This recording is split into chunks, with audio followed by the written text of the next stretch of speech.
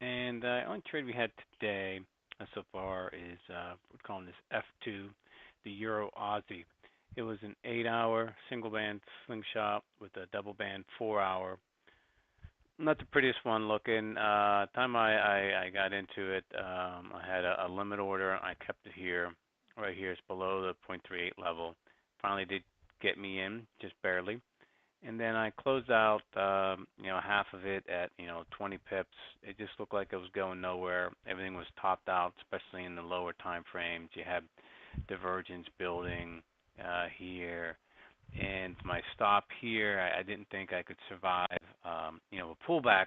So I took half off, moved it to break even, and then it just lingered up here for a long time. And then I said, let's just forget about it. Thing like just wasn't moving fast, so I closed it out at about 33 pips.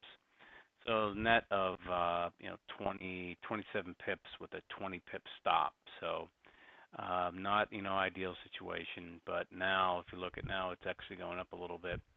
So I think my original target, I got in at 80 and 30 would be right around here. So it hasn't hit my target at 50 pips, but 20 definitely would have hit my 2-to-1 risk reward. If you stay in. So you really need to stay in these things, a bit longer. If you look on here is the numbers here. First one out, second one out right here. Um, Here's what the daily was looking. Got the 4-hour. You can let these things. You had a nice little target up there with the monthly pivot and that 2-hour moving average. Go over here and get the 1-hour.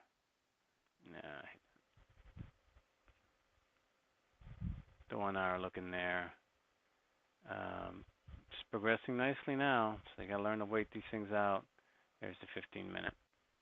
So, long story short is, trade did work out 2-to-1. I was okay with kind of booking these profits. My one account, tracking account, turned positive, so I'm fine with that. But goes to show, let these things in, see if you can move it to break even, and let it play out. Because again, you would have hit 2-to-1 versus not even a 1-to-5 risk reward.